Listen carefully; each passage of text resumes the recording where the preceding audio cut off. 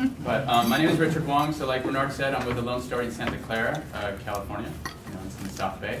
I am a mortgage originator. I did my first loan in 1993. And as a mortgage originator, the things that we look at in a file are pretty basic. It hasn't changed over the years, despite a lot of changing regulations and guidelines that we've seen in the last more recent few years.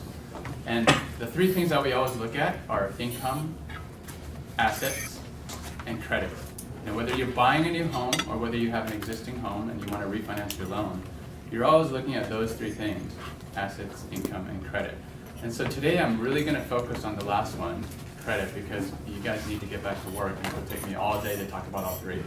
But we're going to focus on a little bit on the history of credit and why it's important and what you can do as consumers, whether you're a home buyer, whether you're in the market for a new car, or whether you're just applying for credit cards or student loans. What are the measures that you can take in order to either enhance your score or to maintain your score? So it's really about understanding the system, and it's very complex.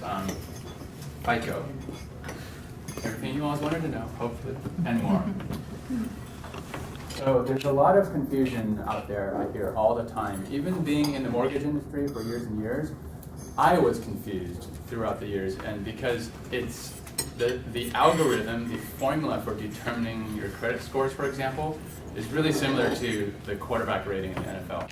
Nobody has no idea how it's calculated. You can do your best, you can make your best guesses, but people, it's really secret, it's top secret, and it's hard for people to really give you a straight answer sometimes. So you really need to talk to somebody who has seen over and over and over many different types of credit reports and has consulted and seen people do certain actions to change that credit score and then develop a theory based on that. So there are a lot of questions such as that come up that you'll hear. How do I start building my credit? Should I transfer my credit card balances to new 0% interest rate cards? What are some shortcuts to raise my score in the short term? How many credit cards should I have? And I'm going through this really fast, but because we're going to cover it soon enough. Should I close accounts I no longer use? A lot of those questions are very common. We get these all the time, and hopefully I'll be able to answer some of these by the end of the presentation. And again, if you have anything that comes up that you need to have answered right away, just feel free to raise your hand. So, really quick, what we're going to cover today, brief history. Can everybody read that? Why FICO is really important, what's exactly in your FICO score, what's not in your FICO score, action items that I can give you to maintain and to improve your score, starting from scratch if you have no credit. When we were at Google last month, there was a lot of people who were foreign nationals and new to the country. So if you are a recent graduate, you have a son or daughter who is a recent graduate, how do you start your credit? And then the last thing is going to be disputing your scores. By the way, when we were at Google, it was almost all male. So it's so refreshing to see the exact opposite. And it's going to be interesting to see maybe if there's going to be a difference in questions. Okay. And there'll clearly be better questions. That's right. There will be questions? That's funny. Okay, credit scoring in the United States. Does anybody know when the first credit bureau was formed? Just take a wild guess. Anybody? 1960. 1960, earlier. 1922. 1897. Bingo! Oh, You're off by a year. 1898. Did you Google Wow. Yes. I'm a nerd. I don't know what it is. You were hard. I don't like Okay, done. Good thing you didn't say I'm a guy. The older guy knew that. So the first credit bureau was created by brothers, Cator, C-A-T-O-R, and Abe Woolford in Chattanooga, Tennessee. They were part of the Retail Grocers Company, and they went door to door, from merchant to merchant, to collect their charge customers information. Do they pay on time? How much do they owe? Personal stuff, do they beat their spouse? Things like that. You wouldn't imagine, but there they are. I don't know which is which, but they soon realized that this was an area where there was a great need for people to understand their consumers and to know exactly who has the ability to repay them, who is who has the best or the highest risk as far as repaying their loans.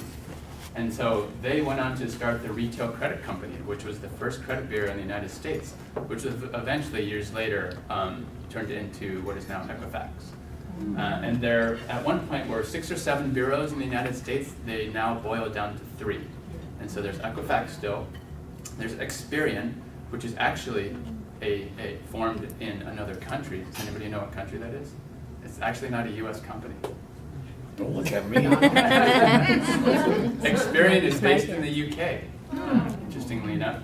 And then the last one is TransUnion. Now the first credit score, when was that formed? The first credit score. Because 1960s. the credit, close, 1956. It was a mathematician by the name of Bill Fair and an engineer, Earl Isaac. And they formed the Fair Isaac Corporation, which is now FICO. Now they created the score because bureaus were around for many years, and they didn't form until 1956. So it was a good 50 plus years before they realized, we have all this information, but how are we going to compile it and put it in an easy to read, efficient, and accurate format where I can assess somebody's risk profile right away. So they came up with the first scoring algorithm back then. They sent out 50 letters to some of the biggest creditors in the United States, and they got like 1 reply. So they had a hard time selling it at the beginning. And it was years and years before their first major account, I believe it was Montgomery Ward, that eventually bought into the theory that you do need these credit scores. And then soon after, Wells Fargo signed up in the 1970s after the Fair Credit Reporting Act was passed, and FICO became a public company in the 1990s as well. FICO wasn't actually available to non-lenders for use until 1989, so it's actually pretty recent before mortgage originators like me were able to use a FICO score in order to assess the risk of loan applicants. So what is a FICO score? It's a number that summarizes our credit risk based on a snapshot of our data at the 3 national credit bureaus, Experian, Equifax, and TransUnion, at a particular point in time. So it's important to recognize that your score is dynamic and it changes based on information given to the bureaus at any given time. So they extract 2 different types of information. One is from the creditors. So typically your credit card company will report to them whether you made a payment once a month, or your auto lender or your mortgage company will do that once a month. And then they also extract public records. So any bankruptcy, any tax liens, foreclosures, or short sales, that's all public information that the bureaus can extract on their own. And so those are the 2 main sources of information.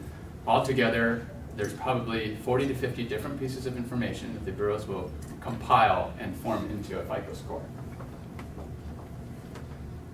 Questions? These are good. Is FICO the only scoring system? Has anybody drawn their credit score online? Ever? Do you know what website you went to? Experian Okay. Free credit. Freecreditreport.com? Anybody go to annualcreditreport.com? Yes, Okay. that was the one. Annualcreditreport.com will allow you 1 free draw per year because it's sponsored by the government. But did you know that if you go to a mortgage broker like me, or a lender, or an auto lender, and they draw your credit report on the same day, you could have a completely different score. There are actually, how many different FICO scores are there? There are actually, I got ahead of myself. So there's like, as a mortgage broker, there's actually 2 different versions here, 1 and 2. There's the new generation or Vantage score, which was a score that the 3 credit bureaus actually got together and compiled a score of their own to kind of take market share away from FICO. They went through this huge litigation and they actually won, but 90% of the lenders' credit decisions these days are still based on the FICO version. So for now, it's still by far the dominant score that's used in the industry. And then there are these consumer FICO, also nicknamed FACO scores, that you get from all the bureau sites, Experian, Equifax, TransUnion. They all have their own score. Trans risk scores for TransUnion. You can go to sites like Credit Sesame, Credit.com, Credit Karma. All those have different scores, but if you look closely and read in the fine print, they will all say these may or may not be the same scores used by your lender, and it may vary substantially. And so the reason is you have to see who is pulling your credit score. If there is a risk assessment element to it, for example, Credit Sesame is not lending you any money. You're not agreeing to any payment obligation. And because of that, your scores are typically going to be 30 to 40 points higher. So almost every time when somebody comes to us with their own credit report and then we draw theirs, all of a sudden 720 is now 701, they're always surprised, and this is why. There's actually 49 different FICO scores out there right now. 49 different ways of scoring.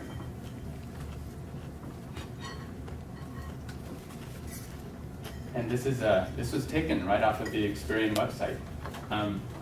Calculated on the plus scores. They call it something different. It's a relative credit risk level for educational purposes, and it's not the score used by lenders. So you got to be careful when you go out there. Your score that you draw yourself will be different, but the data that you receive and the trade lines is more or less going to be the same. So you can see if there's mistakes, you can see how much you owe, but that actual score will be different depending what you're going to ultimately use that for. Okay. And how important is the FICO score? How many homeowners do we have in here? And how many people have auto loans? Okay. Anybody? Well, I won't ask. I was going to ask whether you've ever been declined, but this is what mortgage and lending professionals look at. This is a very basic FICO LTV grid determining pricing. And LTV is a short acronym for loan to value. So depending on how much down payment you have or equity. So you can see the columns here, it goes from 60%, 70, 80, all the way up to 95% of loan to value. And on this column here, you have the credit scores from 740 all the way down to 620. And as you can see, the lower your score is, what we see in the middle here are charges, fees that you have to pay on a percentage basis. So down here, I'll just go like this. So this short column here, if your score is 620 to 639, and your LTV is 70 to 75%, you have to pay 3% of the loan just to get the same terms as somebody up here with a 740 credit score. So 3% on a $500,000 loan, that's $15,000 just for your credit score. Okay, so it can be a big difference. Everybody get that? It can be expensive. Here's another way to look at it. So this loan amount of $250,000, different credit scores, 740, your monthly payment is only $1,200 based on the 4% interest rate. If it's at 620, which is another common threshold, it can go all the way up to 6%. Monthly payment goes up to $1,500, 560, and it goes up to $2,380 based on an 11%. And this is typical. We see this all the time. That kind of range with interest rates.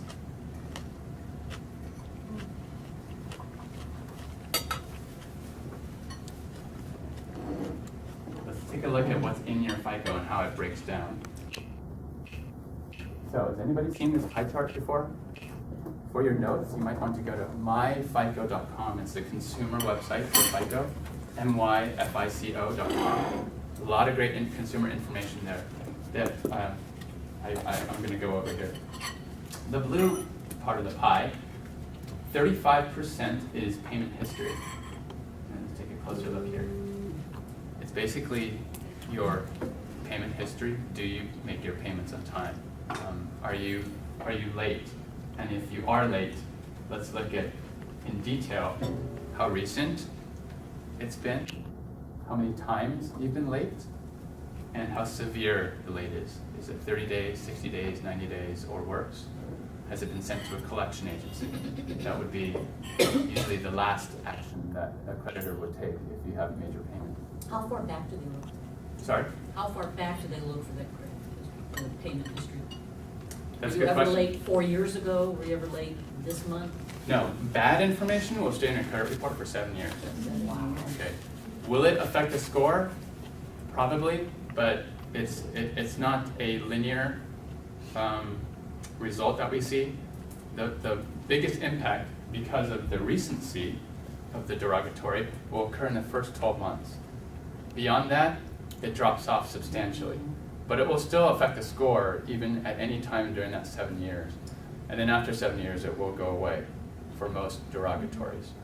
For other things like Chapter 7 bankruptcy, it will stay on a little bit longer. Your good payment history will never get deleted. Okay, so that's one reason why you should never close your credit card accounts. But we'll go there later. Okay, so 35% is payment history, the big chunk. 30% is amount owed. What do I mean by that? It's basically how much debt that you carry. In other words, I don't know if you can read that. It's the utilization ratio and the number of accounts with balances. Let me just draw here real quick. So how many people have at least 3 credit grade, which is great, but the utilization ratio here is all of a sudden 90%, and that's going to decrease your score significantly. So they look at account to account. Now these are all 0, which is fine, but anytime you're over 30% on any kind of revolving account, any kind of credit card account, it's going to impact your score detrimentally. Is that like, assuming you're carrying a balance, like let's assume I pay my credit card off every month and it's $9,000 every month? Yes. It goes back to 0. Are they looking at that, or are they looking at what I carried over every month? That's a good question. So it depends on when your creditor reports to the bureaus. If you look at your statement date, it's usually going to be the 25th or something before the 1st. They will send that, that's the day they send the statement out. A day or two later is when they usually report, at least for the major creditors. And when they report, it's going to be, again, it's a snapshot of your balance at that time. So if you haven't paid off your balance at that time, even though you may customarily pay it off every month, they will take that ratio. So it's a good idea to usually pay it, if you want to keep your credit score high, to pay off your balance, or at least pay it down to 30% about a week before that statement date. So if I just have 1 or 2 credit cards and I use them very heavily, right, that's my max, that's bad for my credit score. Yes, depending on when they report it. Yeah. If you're savvy enough to pay it off completely though every month, about a week before the statement date, then you won't have any problems at all. Okay, but yeah, no matter what you use it for, if you keep that balance high, it will take away from your score. They also look at the aggregate too. So it's not just one account, they'll look at the total of all your accounts, the balances, the total credit limits. And one way to kind of cheat the system is to always increase or ask for higher credit limits, because that will knock your utilization ratio down. So you can keep your balances low, try to increase your credit limit if possible. When we request that, doesn't that affect our credit score? Yeah. Good question. Some people will draw your credit report, and it will trigger an inquiry. So it kind of balances itself out. But that's a good comment. I have a question. What if they automatically give you an increase in your credit? How does that affect you? Well, that's the same thing as if they offer you, say you're pre-approved. We've all seen the pre-approved mail for certain amounts. That's a different kind of inquiry. We differentiate it by calling it hard versus soft inquiries. A soft inquiry is like, these creditors can, the bureaus sell your information all the time. The creditors can buy your information based on your current FICO scores and where you live, and then they will send out all these emails saying that, or all this direct mail saying that you're pre-approved for a certain amount. But it doesn't take away from your score at all, because you're not the one who initiated it and applied for credit. But I want to go back to his question, I didn't quite catch it. So Sorry. if I ask to raise my limit, that creates a ding on my credit history? Yes, but we will talk about inquiries soon. Okay. It won't take away from your score, but there's certain restrictions. Okay. So 30% is amounts owed, your utilization ratio. 15% in the green is length of credit history. So it's the average length of all the accounts and the age of the oldest and newest account that are the biggest factors. So this is why if you have a card laying around that you haven't used in years, but you opened it up, once you turned 18, you want to keep that open, because that long credit history is helping this number right here. So even though that's a big misconception I hear all the time, don't close your accounts, because what you're really doing is eliminating that credit history, You are also going to raise your utilization ratio because you're losing all that extra credit. 10% is new credit. Lenders get really nervous if they see that you've opened other types of accounts. One of the worst things we hate to see as mortgage lenders is somebody who just got a car loan or applied for a new credit card just before applying for a mortgage, because how recent that is going to definitely take away from your score. So you want to kind of be on good behavior before you apply for that really important loan. How many inquiries have been made? So we differentiated between hard and soft. Now, as far as inquiries go, whenever your credit is pulled by a third-party lender or a third-party creditor, it will look back, the algorithm looks back the last 30 days. And if you have the same type of inquiry pulled during that 30 days, it all counts as one. Okay, and that one doesn't even affect your score for the last 30 days. Beyond that 30 days, they will look an additional 45 days.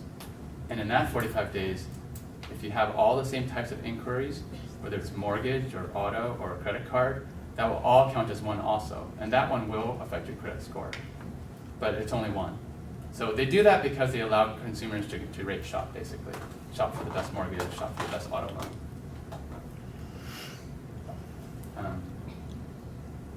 So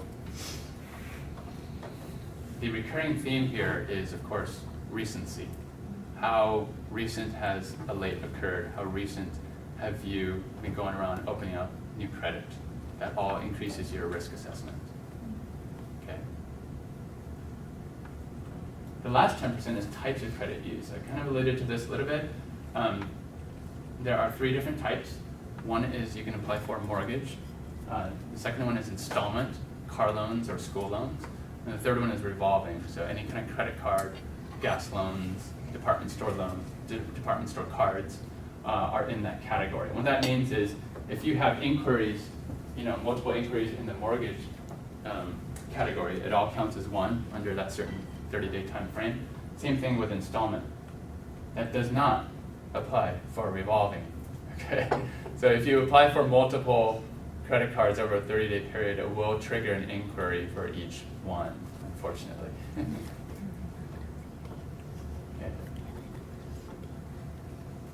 It's just by nature, because a lot of those debts are unsecured. You don't have a car, you don't have a house to guarantee repayment. It increases your risk as a borrower. Richard, would you have like some advice to like how many credit cards an average person really should have? Yes, we'll get there. The answer is about 4 to 12, but we'll get there. So, any questions on this pie chart? Okay. What is not in your credit report? I'll go through this really quickly. Age, race, ethnicity, your job, your salary, whether you beat your spouse or not. That is no longer in your credit report. Terms of any loans. What if she beats me? I said spouse. So. Consumer-initiated inquiries. Anytime you draw your own credit report, it does not count as an inquiry. So you can go to annual credit report. You can get your free report every year. You can pay for it at Credit Karma. That's up to you, but you can do it an unlimited number of times. Participation in credit counseling, child family support, any information not proven to be predictive of future credit performance. Okay. Yes? I thought I had heard the things like paying your electricity bill. If you're late on your electricity bill, it doesn't go against your credit report. Is that true? I've never seen one. PG&E, your utilities. No, not until they send it to collection. So you can have, we've seen all sorts of utilities unpaid from a collection company. So they will either, if they don't negotiate with you and they send it to a collection company, your score will decrease significantly. So I've seen it a lot of times where, even if it's a mistake and it's like a $24 balance with your Verizon bill that you refuse to back down from, and they send it to collections and your credit's ruined. So in those cases, you really kind of have to balance your ego with with what's going to happen with your credit score, especially if you apply for a home loan. The key credit themes I kind of want you guys to take away are recency, frequency and severity. Those are the things that the algorithm really looks at. How frequent your derogatories are, how severe, and how recent they are. Yeah. For collection, when they send to collection, how long does that take? Because you said for bankruptcy it's like 7+ years. How long will it stay? Yeah. If you have an outstanding balance, it's not going to go away. No, but if you get it resolved. If you get it resolved, it will stay on it for 7 years as well. It's not going to leave your credit report. It will still be there. But as soon as you pay it off, you will see a jump in your score. And then gradually, as time passes, your score will also improve. But it's going to be there. It's going to be listed on your report for at least 7 years. For 7 years. And those are some things that lenders will sometimes ask you to explain, especially if it was recent. But beyond that, it shouldn't affect your score if it's been at least 12 months. For foreclosures and short sales, the seasoning needs to be a little bit longer, 2 to 4 years. But if it's a collection for like a utility bill, it shouldn't be that long.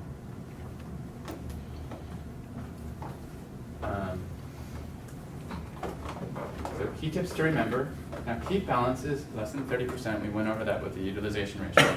At the same time, I was saying, like, if you have that credit card laying around that you haven't used in a long time, it would even help you if you used it. So if you have the cards, it's important to keep it under 30%. But at the same time, if you want to really improve your score, you need to use them. You can't just have them laying around.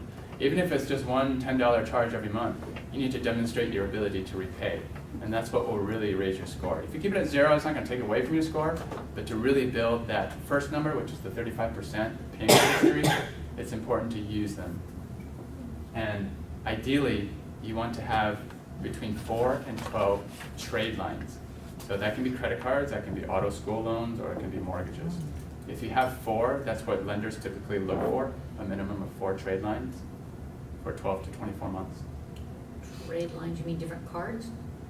I don't know what Different, you mean by different, trade lines. different credit accounts, whether they're credit cards, Okay. auto school, or mortgage. And can you ever have too much? Probably. You probably, I don't see any reason why you should have more than 10 or 12. Yeah.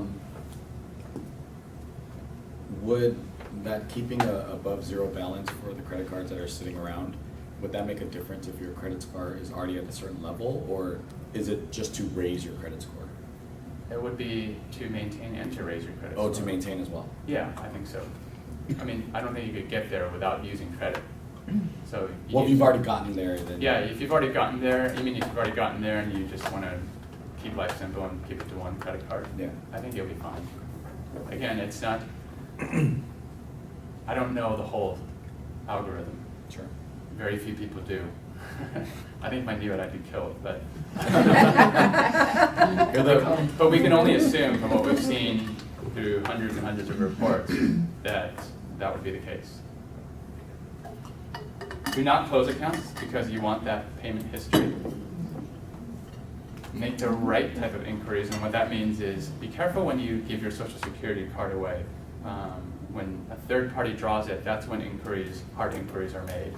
So if somebody has to have your credit report, draw it yourself first and try to see if that works. And then the last thing is be mindful of timing. Of course, again, you don't want to apply for credit right before applying for a really important credit. I have a question. Being in insurance, sometimes with some states, they run the credit score for rating purposes. Mm-hmm. And a lot of times we see people get dinged on their credit because of too many recent inquiries. Now, is that always, I'm not sure I understand that. Is that usually the individual that's making those inquiries, or is it other credit agencies that are making the inquiry on you, or a combination of both? So there's the difference between hard and soft inquiries. The hard inquiries that will take away from your score are only done from creditors who are offering credit, who you're borrowing money Okay. from. If it's for employment, or if it's for insurance, or if it's for your landlord, they can all draw your credit as well, but they're soft inquiries. They don't take away from your score at all, but they will appear as an inquiry on your report. So it will be listed there along with a date, but it won't take away from your score. So if you're inquiring and checking your FICO score, you're looking for it to go up, you're doing things for it to go up, and you're checking it all the time, that's not going to be detrimental to you, right? No. You can do it an unlimited number of times, and again, that score may not be the same score as the one that you really need to depend on. Mhm. But it will give you a general idea, yeah. But I've heard that cell phones are considered revolving credit, therefore you do get a hard inquiry ding when you request a cell phone. Really? Yeah. And I've seen it show up on my credit report. It will definitely show up on your credit report. Yeah. But whether it takes away from your score is another matter. Yeah, would be nice Which to know. which cell phone company? I don't have that one Oh. anymore, but it was AT&T back in the day. Oh, really? I don't have that No, I've definitely anymore. seen AT&T on the report, but it's not an inquiry at all if it's. Because they still brought it up to me, it was years ago. Uh-huh. I mean, it shows up on your report, that's for sure, Mhm. but I doubt that it takes away from your score, Okay. unless you miss their payment and they send it to collection. No, for like if you're applying for a phone. No, no, Okay. it does not. Okay. This is a copy of an actual, the credit report from Experian. I'm sure a lot of you people have seen this before. So starting from scratch, if you don't have any credit, or if you have kids that are, who just turned 18, how do they establish credit? You can open accounts with a cosigner, a trusted cosigner. Again, be careful who you give your Social Security card away from, because if you are a cosigner, then if any payments are missed by anybody, it goes on both your scores. It goes on both your reports. A great way is to be added as an authorized user to an existing account, which is different from being a cosigner, because being a cosigner, both of you are jointly and severally liable. An authorized user means the authorized user is not jointly and severally liable. So you have to be really sure, if you're adding somebody on, that they understand what's at stake here. But that's an excellent way for the authorized user to raise their score, because they get the entire payment history as soon as they're added on of the original user. Okay, so it's great for parents who want to build their kids' credit. So we can add one of our kids as an authorized user, Yes, and maybe never even give them a card to use. They're building credit based on our credit. that's true. No, Their they're score not will be really- raised immediately. Don't let them know. Yeah. But Don't then tell them if that. you- Yeah, no. You will help them build their score Yeah, even more. okay. And then the last thing is non-traditional trade lines. This is more for, there are non-traditional lenders that will look at other forms of credit history, such as utility bills, phones, gas bills, in order to establish that credit. But it in no way, shape, or form does this ever factor into an actual credit score.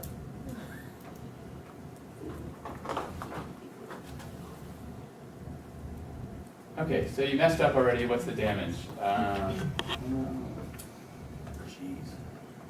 it's kind of blurry, but the same action over here, like if you maxed out your card over here, 9 out of 10, if you had a 30-day late, a debt settlement, foreclosure, bankruptcy, the same action will be different for a consumer with a 680 versus somebody with a 780. And so just to clarify, the highest possible score is, It's 850. 850. 850. 850 for the 3 bureaus. and is it possible to have a score that's too high? No.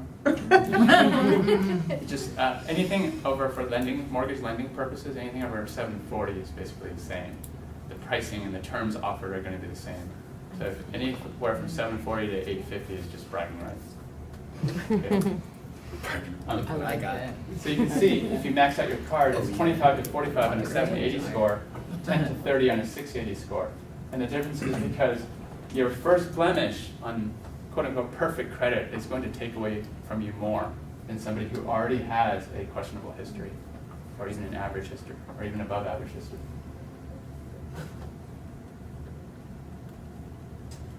Disputing errors.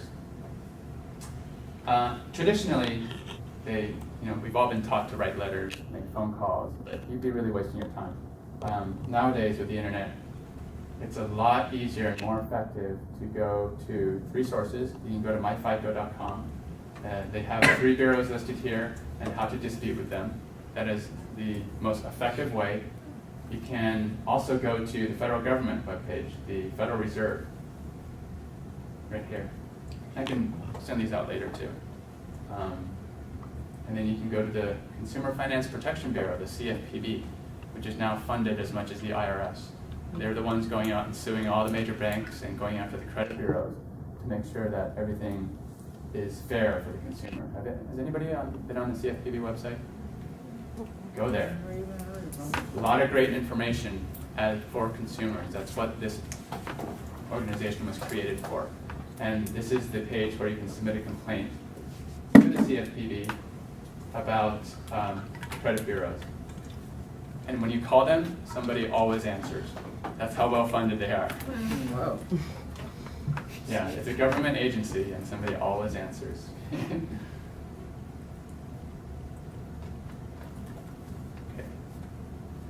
Score enhancing tools. So this isn't going to provide you a lot of information, but just to let you know, lenders are usually equipped with these tools if you wanted to increase your score in the short term. So if you had a mistake, or if you wanted to pay down one of your credit cards to lower your utilization ratio, just to get your score up 3, 4, 5 points, that can usually be done in the short term. But generally, think of your FICO score as the same thing as losing weight. It takes time. There's no quick fix. You have to do it over time, unfortunately.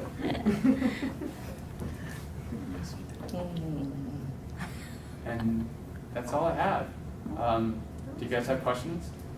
Yes. I have a question. It was a few screens back. Sure. When you were saying what would be bad for your credit score, and one thing it listed was debt settlement. Does that mean, like when you consolidate, maybe some credit card debt, or? Oh, the one What- from FICO.com? Yeah, what does that mean, debt settlement? Debt settlement is, I think, so there's two types of debt settlement. One is a charge-off. So when a company, when you're late and you're beyond 90 days late, they will consider it a charge-off, which means they're basically writing off the debt, and it's going to have a bigger negative effect on your score than a 30, 60, or 90-day late. What's worse is if they send it off to a third party, and that's called a collection. Oh, So, okay, got it. companies that are in the business of getting your debt back for somebody else. Thank you. That's a good question about the debt consolidation. A lot of people might do that, do a refinance or consolidate their debt or something like that. Is that detrimental because you're taking away a lot of that? No, I don't think debt settlement means consolidation. Consolidation definitely will improve your score if Okay. you improve your terms, particularly with refinancing. So the utilization ratio here is only for revolving accounts. Oh, okay. Okay, so if you consolidate, if you're lucky enough to have 3 or 4 homes and you consolidate the mortgages, that's a good thing, especially if your overall payment decreases. But if you did, I guess I was thinking like if you did a refi on your home and then you got cash to pay off all your credit cards that you had, that's not really gonna be No, that's a good thing. negative at all. No, not That'd at be- all. You're Right, lowering because your it'll bring utilization those, ratio. but you don't wanna close those cards out, I guess is what, Exactly. just leave them open. Great. and- What Learn. what if you did it through a home equity loan? That's the like same to thing as pay a off? mortgage. Okay, Yeah. so it's, It operates the same way as a revolving account, because you can draw the credit back and get money back after paying it down. It's very similar to a credit card, but it is classified as a mortgage type of account. I have a question. What if, say like you have an international, property and you're doing a loan on that, does that Uh-huh. affect your credit here? No, it's because it all depends on the creditor. Like if it's an international property with a United States company that reports, then it will. The score is only calculated based on data that they receive and then public information. So they only take what's the data that they receive. Yeah. I have a question. So one of the things, I think what you said, debt settlement. So like if you were ever sent to collections and you resolve the issue, but I've heard that if you pay, like how sometimes they give you a deal where you pay within 30 days, they'll give you an opportunity to pay. They'll cut it off to like half of the price of the balance. I've heard that it's not good to do that it affects your credit. Do you know anything about that? I actually do. Confession. I've been through it myself. Many, many years ago, but I've been through it myself. Credit counseling will take away from your score. Just like you it's almost like you're applying for new credits. You don't see it very often, but the point is that you want to build your score over time. If you are in credit counseling, chances are your score is already low to begin with. And so it's the initial hit that you take really doesn't make an impact on what your lifestyle or what you're trying to do. But the whole point in that counseling is to raise your score over time. And you will do that faster usually because they will renegotiate some of your credit balances. Right? So I guess the answer is, if you can make some settlement to pay, say you don't have the whole amount to pay, but you can pay half, and you're able to negotiate that to pay, to be able to say that this is done, this balance has been, or this account has been closed. Right. Rather than leaving it unpaid or not paying anything towards it? Yes, that's the worst thing. Okay. That's the worst thing. So you'll take that initial hit, but you're going to build your score back a lot faster. Okay. But unpaid taxes, IRS. Federal tax liens, any kind of lien is really, really bad. That's one of the worst things that we can see on a credit report. So, yeah, tax liens, anything, unpaid taxes, unpaid school loans, you can't remove in any kind of bankruptcy even. So those will always stay on your credit report. That should be the first thing you pay off. Does it ever get there though? Because tax, IRS, I mean, if you're, I guess if you're not employed, then they'll put it on your credit. Yes, But if you're because it's all employed, public information. Yeah, they're coming at your paycheck, I would think. Oh, I don't know if they can garnish wages. Oh, they garnish. I think they Oh, do. yes. Yeah. They can do anything. They can do anything. Yeah. They can garnish, yeah. A few announcements. I have feedback forms right there. If you guys wouldn't mind filling those out real quick, I would really appreciate it. Ray Don can pass them out. And I have other goodies on the table, so you guys can pick some up. Any other questions if you want to come up to me? Tool, by the way. Oh, the Yelp reviews, yes. So I looked through here and I didn't count how many Yelp reviews we got here, but there must be at least 30. The word "great" shows up in every single review of your services. So, any more questions? I think this was a great session. I wish I'd heard some of this stuff when I was in my 20s. So I made that mistake, I made that mistake, I didn't know about this, so really very well done. Guys, I want to also point out that Richard is a trusted advisor to me and local insurance to all of us. If any of you run into clients who need some advice, clearly this is a man who knows what he's talking about. Wholeheartedly send him over to Richard. Right? As always, we're always looking for feedback for the next topic. So if there's a topic you guys would like to hear, whether it's financial or more health related, whatever it is, let us know through the suggestion box. You can talk to Nicole, you can talk to me. Let us know what you guys want to hear about next time. First time homebuyer program? First time, well, but if there's enough people, let us know. We'll do it. All right, thank you much, everybody. Thank you, everybody.